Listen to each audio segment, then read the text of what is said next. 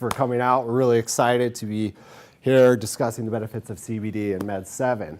So we want to thank everybody for coming out. We've got people at the back ready to discuss Med7 as well as take any orders or sign anybody up to be a participator. So this evening we've got some presentations by Dr. Oscar Johnson, PhD. We're going to turn the time over to Dr. Johnson here. Hello. All right, guys, I had given him a huge introduction, because my mom likes to hear it and I like to hear it, and, well, we've passed all that. So I drew the short straw. I got to talk about science. It's not pretty, but we'll get through it. There's some good take-home points, and then there is some interesting stuff that happens with CBD and the whole world of cannabidiol, which is the abbreviation for this. It's compound. It's a compound of cannabis. There's about 20, 30 cannabis plants out there. And the two that we really know about are marijuana, and we know about hemp. Talk about those all the time. People talk about those. CBD, or cannabidiol, again, is just one of over 60 components inside of the plant. And nice thing about CBD is these two things right here. It doesn't produce euphoria, and it also doesn't produce intoxication. So significant for people who are operating big equipment, people who are operating guns, things like that. The sources, again, marijuana, hemp.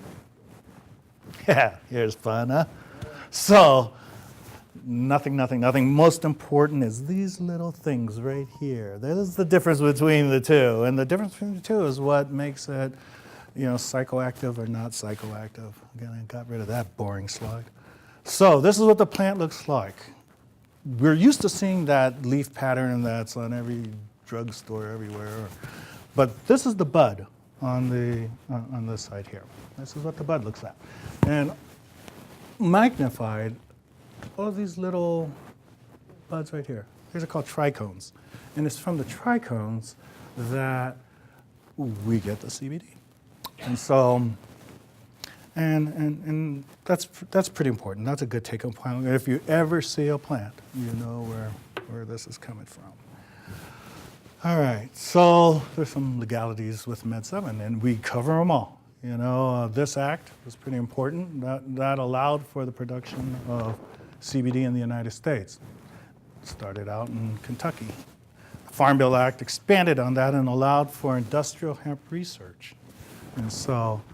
And then Utah House Bill 130 allows us to do research, and that's where we're at. Experimentally, there's lots of benefits to CBD. As you can see, anti-inflammatory, anticoagulant, antioxidant, antiemetic, which means it stops you from throwing up, anxiolytic, antipsychotic agent. So this is a good product.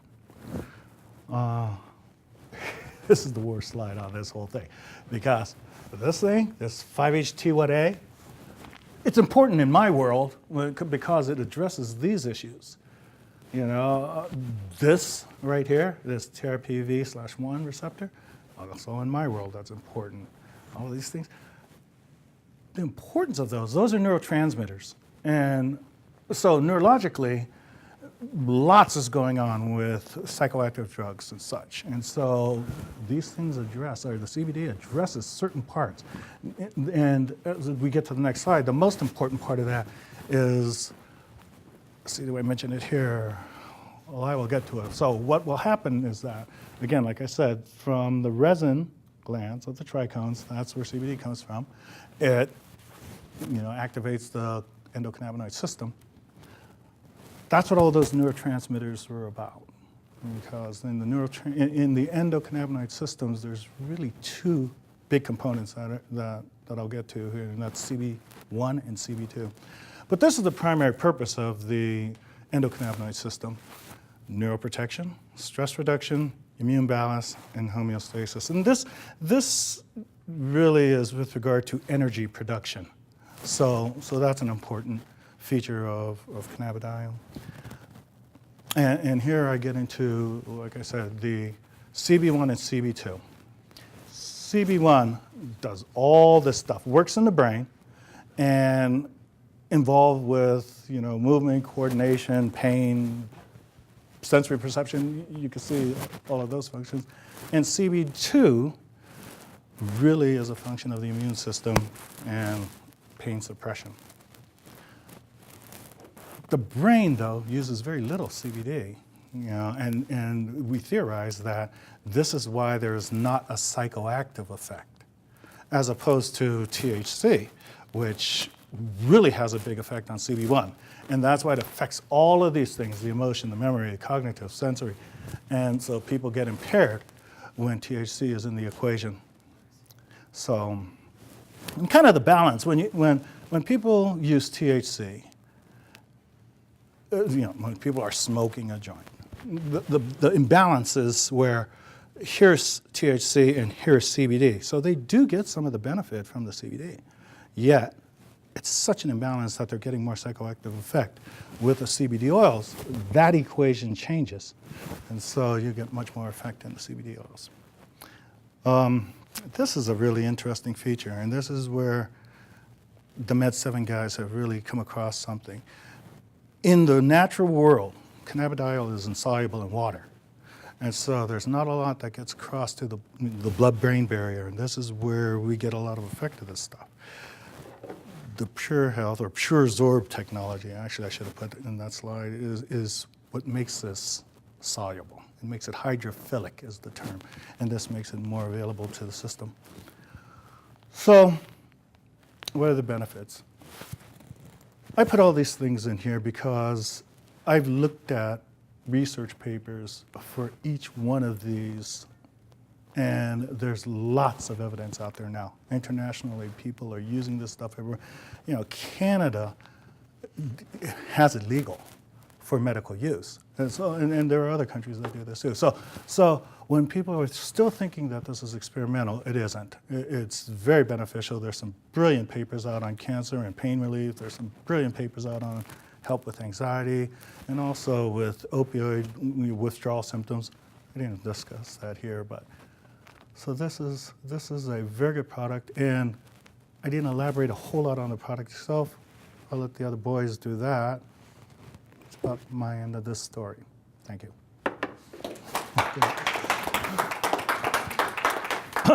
I'm Dan Schmidt, and I am with IntraHealth Solutions and Med7.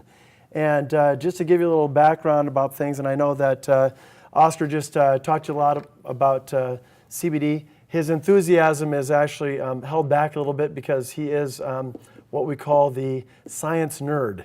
And he loves what he does. He doesn't like to talk a lot about this, but he'll expand on a lot of this in person. So grab him because he knows an awful lot. And I'm going to be quite frank as I speak today, because one of the things is, and we're careful to say what we can and can't say about CBD. Why? Because right now, their FDA says there is no treatment or there is no protocol for treatment of anything that we may have seen or that you hear about online or things of that nature, even in research papers as you're referring to. And one of the reasons why we're having this conversation is to bring to light what CBD is, what it does, and also the legality. And out front tonight, I had a lot of messages come through that as they drove up, one of the questions is CBD legal? And right out front, we have 4 police cars. We have, with their lights on, 2 ambulances and also 2 fire trucks. So basically, all of Sandy City is here. And so as I talked to the police officer, I told him what we were doing here, and he goes, well, I'm not coming back in there for any problem. So the reason why I say that is, the big question is CBD legal? And the answer is yes, CBD is legal, depending upon where that comes from. And I'm going to talk about that now. Maybe you saw that on TV. We did a TV segment on that here yesterday. CBD, if it is derived from, and as Oscar was just talking about this, it can be derived from 2 different sources. It can be derived from industrial hemp or a hemp plant, or it can be done by marijuana. Most of people are hearing it from marijuana. Why? Because we have a lot of campaigns going out as medical marijuana. The medical side of marijuana, one of the very important sides, is actually CBD. CBD is cannabidiol oil. That's how it's pronounced. And what that does, it does a wonderful thing in the body. We hear a lot of times about, well, before I go to that, really when it comes to the other portion, marijuana, we have a problem with that is because it contains THC, the psychotropic effect that Oscar was just talking about. That is the part that is illegal. So why is CBD so important? When you go to the doctor, you hear all the time about your respiratory system, your circulatory system. You hear about your immune system and all these other things, right? How many times have they talked about your endocannabinoid system? Never. So, and one of the reasons why I say that is your body produces its own cannabinoid. You probably don't even know that because you've never been told that or talked about it. Those are extremely important. As Oscar was just talking about these different receptors in the body. And one of the things, he kind of went over that pretty quick because he was worried about boring you with science. There's different receptors in our body. When we talk about a full spectrum CBD and on these different receptors, they actually touch on different levels. So each one of those things that he was talking about, those different 85 different things in that full spectrum CBD are actually hitting different things on different receptors, doing different items. What's your body actually, and I say items because I have to be careful about what I say, unfortunately. So what we're going to do is, can you go to the slide? Let's go to the patent. So what most people don't know is that the United States Department of Health and Human Services actually owns a patent. That patent states that cannabidiol oils or cannabinoids are a antioxidant and a neuroprotector. Protectant, I should say. So, interesting enough, why is that? And you know what that year is? 2003. Right there. So why haven't you heard in the last how many years about cannabinoid? Good question, right? A lot of doctors, a lot of other people don't really know a lot about that because we haven't been talking about that a lot. Interestingly enough, in the abstract, and Oscar can tell you more about it, he's a PhD, and what the abstract is, it's talking about what that is treating or what it is doing. So if you look at here, it's extremely important to look at that because I can't say what it does or what it doesn't do, but I'm going to let you read it, what the government says it's doing. Now we also have a list of the patent, which is actually kind of fun to go look up as well and see what all those things that they are trying to use that for. Why do we not know more about this? That's the question. So that's why we're here tonight. Why? Because we've tried to get it so that, we talk about CBD and THC.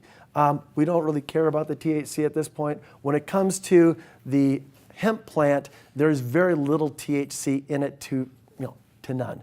It's minuscule. So we don't get the psychotropic effects, but we get all the benefits of the CBD. Go ahead and you can hit another slide. So anyway, when it comes to it, it's really, we talked about the hemp plant versus the marijuana plant. Male versus female. As I said, men are from where? Mars. Women are from where? Venus. We're both human beings, but we're both different. Same thing here. So what happens is, I'm not saying one way or the other right here, but it's when we look at it the way we were really thinking about it, it is different. Even though we have CBD coming from this side right here, low THC to no THC. Over here we have high THC. So why are we calling it medicinal marijuana? Why? I know, I see some giggles on that, on the male-female. But the reason why is because, well, we may not film on this portion, but there's a lot of money in, guess what, recreational use. And on the medical side, there's not as much at the moment. So what happens is we get told medical, medical, medical when our CBD is primarily the medical or a substantial portion of the medical. So when we say, is it legal? Oscar referred to the section, the Farms Bill Act back in 2014 that President Obama put into act, which actually allows the harvesting and also the growing of hemp and also the use of industrial hemp. Under that bill, section 7606, it is legal to actually sell, and use and harvest and process that industrial hemp. So it is protected federally by that. However, a lot of states, just like Utah right now, do have some things that make it somewhat questionable. Even though right now you can go to a smoke shop, or you can go to these other places, or even onto another health food store, or even to an office, a healthcare provider's office, you might find something there. Is it all the way up to the standard it should be? That's a question. Med7, we want to make sure that it meets all standards and everything that way. It's only done through licensed healthcare professionals. Why? Because when we have some of these problems that you were seeing before, to talk to a healthcare professional is really helpful and needed. So this is not something that supplements your health care. It's there to complement it. It's a supplement. A lot like vitamin C, we all understand vitamin C, correct? When it comes to our immune system, what do we take? When it comes to your cardiovascular, what do? Exercise. Okay. What do we do, right? It's like, oh, come on, you want cardio health? You got to go do your cardio. How many, right? Eat oats. But how many times do we hear, how do you support your endocannabinoid system? Never. Now, when we went back to here, let's go back to this other slide with what I talked about, with what it does. Look at what this does. And when we're talking about those things, how do you not know? And, dementia, late onset. Well, how often do we talk about that? Emery, how many times do we talk about things of here? How many of us know people that have had this problem or are currently having those problems? Most. And this is just a short list. So it helps your natural body, just like vitamin C does to your immune system to support it. CBD does to your endocannabinoid system to support it. That's really what we're missing. Does that make sense? So it just supports your body's natural ability to do its own cannabinoids. So we talked about, is it legal? Yes. Here in Utah, there is a House bill. It's called 130. And House Bill 130 states that they can use it for different type of things, as far as seizures and things of that nature. But as far as normal use throughout the state, it really needs to be under an IRB, a institutional review board is what it is. And so what happens with that, it's under a study. So we've announced, and we have a study that we're able to do that here in Utah. Why is that helpful? So many people don't know what's happening about CBD, and a lot of people have not gathered a lot of information. There's a lot of research done with that, but not a lot of longitudinal studies where they've taken that out. How is it helping? What is it doing? So by doing that, we now are announcing our own IRB that's been sponsored that meets those laws and regulations of the state. So now we can actually go ahead and use that and get that information. What it allows us to do is, and people that are on the study, it allows you to help others that are in need, just like what you see up here. And that information is key. Information is always the things that we need in order to push things forward. So by participating, whether you're a provider, whether you're just an individual that wants to learn and educate themselves, or actually wants to be a participant, you are moving things forward in our healthcare system. And unfortunately, when we talk about healthcare, we always talk about, and politicians always talk about health insurance. Health insurance is not healthcare. Not at all. It's a money exchange. I shout that every day from my clinic. And when we get into this stuff, why are we being held back? That's the question. So let's go ahead and continue on. So we talked about, is CBD legal? Any questions on that? I'm going to go through this and open it up. Is there any questions on the legality of what we talked about? Okay, go ahead and flash through. And that is important, because really, in all, if Med7 goes to extreme measures to make sure that we meet that Farm Bills Act, there's a lot of companies that are out there that are doing CBDs that are not from or within that Farms Bill. Does that make sense? If it's not grown under the right Farms Bill approved area, if it's not done right, it's not truly legal. And we go to great extent to actually ensure that that is, just so you know. Some even take it from marijuana and still use the CBD that are out there. We do not do that. It's not FDA approved. That's why I say I can't really comment on anything. When we talk about the benefits, we were talking about looking really at what's being done already. Let's go ahead and flip through that. Go ahead and flip through that one because I don't want to do that one. That could get me in trouble. When it comes to on a drug test, we always talk about this. Is this going to show up on a screening? When it comes to it, there's very, very little THC in it. When you actually take the hemp plant, and it's actually, by the Farms Bill Act, you have to use the whole plant. There's very little THC in its dry weight, and after even going into an oil form, there's even less. So there's very little. We cannot say at this moment in time that it will actually do that. Why? We can't ensure what anybody else is using along that path. So someone could be using a product that does have THC and use our product, but when it comes to it, we don't make it with THC other than what's naturally in that plant. How much CBD should I take? This is an excellent question. And as we go through it today, we'll talk a little bit more on dosing. When it comes to it, you cannot get high. It is impossible to get high on CBD, just so you know. CBD actually counteracts THC. But you cannot get high that way. You can get a little sleepy and a little bit tired if you take too much, but other than that, you're not going to injure yourself that way. So most of the time, I want to say what it can help. As you saw in the slide here, it helps with inflammation, fighter, a lot of these other things. When you're looking at pain, sleep, these things that we're doing on our study. So let's talk about that. What is our study? Our study is, do we have that slide? Oh, so really as pain, anxiety, and sleep, PTSD, we have a few things like that, and inflammatory responses. Those things right there are very important. Those take time and build up in our body. When we start taking CBD and let the body do its job, when you take a vitamin C pill, do you feel, well, my immune system, I'm good, I'm done. You know what I mean? How much do we need to take? Same thing here. It will build up, it will accumulate within the body. So bring down that inflammation, do those sort of things.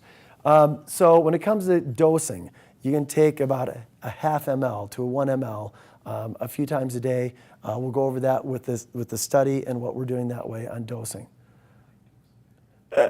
And you can dose more or less, depending upon, I have some people that take a couple drops and they can feel the whole thing. I have some people that take, 1 ml, and which is basically a dropper full, and it's a sublingual. We put it under the tongue. It absorbs. Why sublingually? Because it has the best absorption. If you go into the next slides, you have the tinctures and so forth. You have sprays, you have vapes, you have topicals. Those really don't absorb really well. However, when it came to marijuana, one of the reasons why they said about marijuana was because when you smoke it, it's an oil. As Oscar was talking about earlier, is your bodies don't absorb oils very well. So the problem is that when you smoked it, they could actually inhale it. The problem with doing the vapes, you really don't get very much. We think they do, and that's why they do it in smoke shops. They don't get very much absorption. The real question is, on CBD, how absorbable is it? Does that make sense? Can our bodies absorb that? So let's go back to the other slide. So we have tinctures and capsules. Capsules, do many of you know about vitamins and their absorption? In the gut. It doesn't absorb very much. And I hate to say it, if you talk to anybody in the sanitation department, they will tell you what's floating on the top of most of the sanitation when they go through it are little pills of, that's right, of vitamins. And your bodies don't absorb them very well. Sublingually, guess what? When you take vitamin B12 under the tongue, right? What happens if you have a heart attack? What do? Where do they put it? Nitroglycerin under the tongue. That's correct. Why? Better absorption, right? If we want even better absorption, we go to it, what? Healthcare professionals? IV. Now we're getting all absorption. But those are different levels of absorption. So when we talk about CBD, what are we getting into the body? And that's where this is different. And let's go on to the Med7. Do you have that one where it shows the vibe? Let's go on to this. Oh, no, do we have the other one? Well, I'm just going to show you. Sorry, guys. Oh, you can leave that on.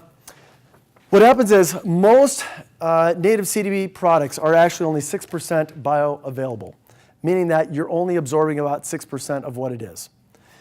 When it comes to Med7, we use what we call Presorb. And Oscar mentioned that as well. But what it is, it's a way that the body, they are able, it's a proprietary process, the body, they're able to really mimic the way the body actually processes oil.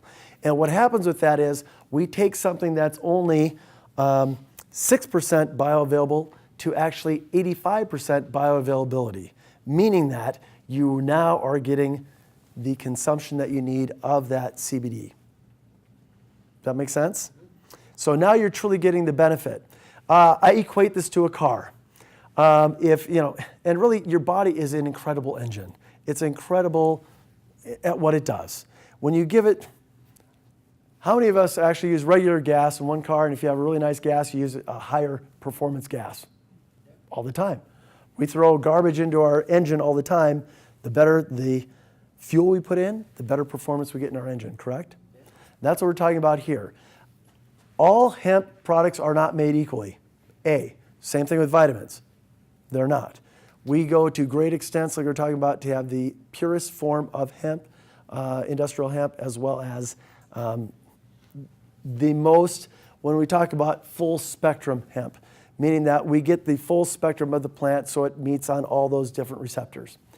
So the other thing too is, when we talk about gas mileage in a car, an efficient engine, if you're going to go 100 miles, okay, to get home, and I give you 3 gallons of gas to get there, are you going to take my 76 truck, or are you going to actually take the Toyota Prius?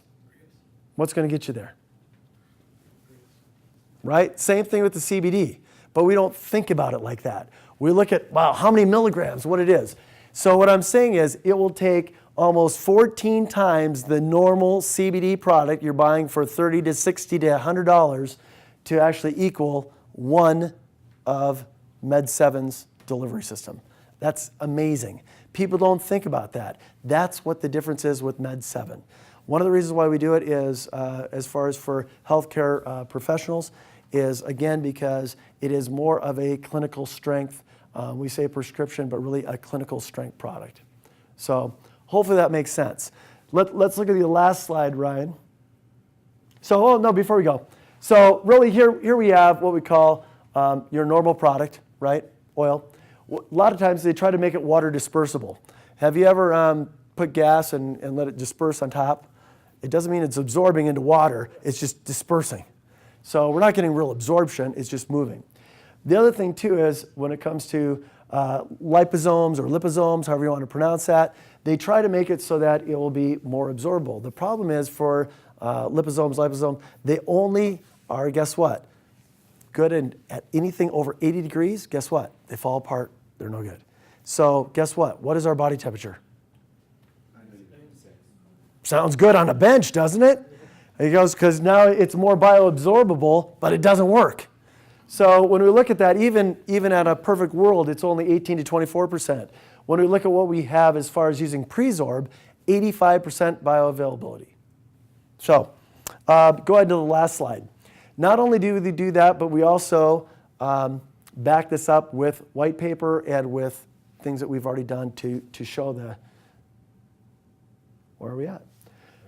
So here we go. Here's our standard and our length of time going here.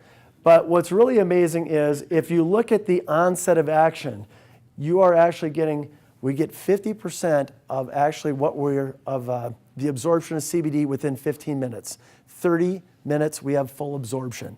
So it helps with pain, helps with all those things very quickly, rather than having to wait a long time. So also it sustains itself, but you'll notice how much more absorption there is rather than your normal CBD product.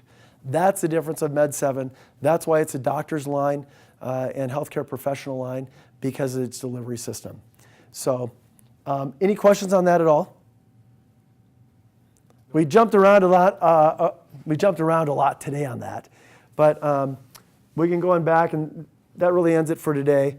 But for tonight. But any questions? Feel free to ask more, and we'll go from there.